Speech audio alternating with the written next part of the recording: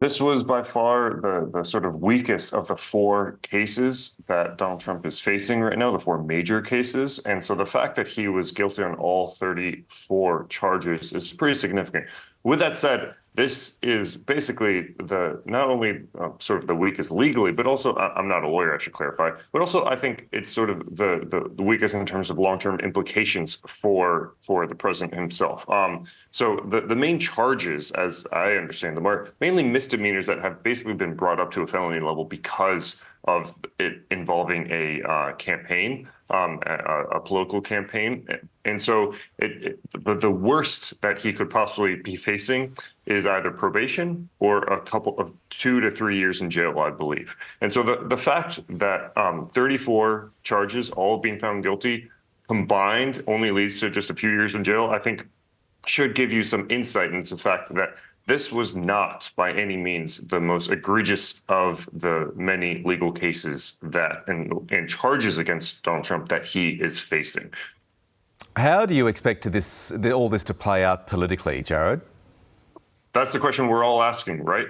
So over 2/3 of Americans said they didn't really think that the decision that was just made a few minutes ago would change their view of the former president. With that said, 10 to maybe up to 20% of independent voters said they would have a different view of the former president depending on the outcome of this trial. I think it's a bit too early to tell, but I think the early indications showed that it didn't have that much of an impact, the trial itself.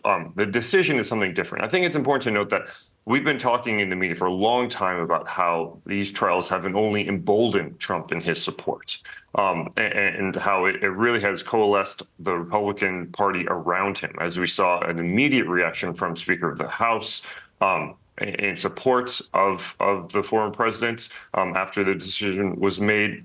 We saw a number of Republicans coming into New York itself to basically defend him, to coming down to the trial. I think there's a difference, though, between the Republican primary and the general election. And the Republican primaries, the trials like this really only emboldened him. There's a reason that both his supporters, Donald Trump's supporters, as well as progressive detractors of the former president, both loved images of Donald Trump from the mugshot that we saw in Georgia. They both saw that as proof of their beliefs. So the Trump supporters saw this as a weaponized justice system, whereas his detractors saw this as a proof of a justice system finally working fairly and holding to account a criminal in their minds. I think this is a question of what about everyone in between? That's what we want to know.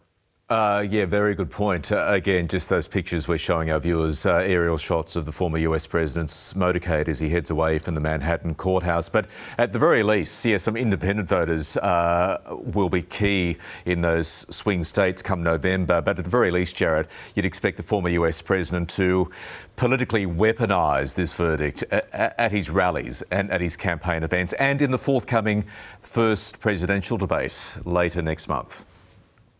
Very much so. He immediately came out and made some comments, and I think he called the trial a disgrace 4 or 5 times. This, in many ways, his team said that this is proof of a weaponized justice system, and he will continue to link this, in his view, a weaponized justice system with the failings of America, which is exactly what he did when he came out after the verdict was read, and he brought up immigration, he brought up crime. This is something he's going to say that his legal fights are the same fights that America's having in terms of immigration, in terms of crime, and also as well as just the broader challenges in America right now, including inflation. Jared, if you just want to hold on, let's hear from the former US president himself just moments ago outside that courtroom. This was a disgrace. This was a rigged trial by a conflicted judge who was corrupt. It's a rigged trial, a disgrace. They wouldn't give us a venue change. We were at 5% or 6% in this district, in this area. This was a rigged, disgraceful trial. The real verdict is going to be November 5th by the people. And they know what happened here, and everybody knows what happened here. You have a Soros-backed DA And the whole thing, we didn't do a thing wrong. I'm a very innocent man, and it's okay. I'm fighting for our country. I'm fighting for our Constitution. Our whole country is being rigged right now. This was done by the Biden administration in order to wound or hurt an opponent, a political opponent. And I think it's just a disgrace. And we'll keep fighting. We'll fight till the end and we'll win, because our country's gone to hell. We don't have the same country anymore. We have a divided mess.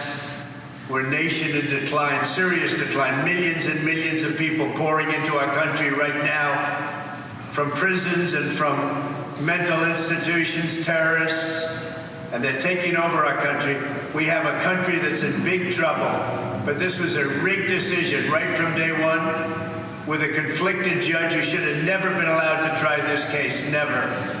And we will fight for our Constitution. This is long from over. Thank you very much.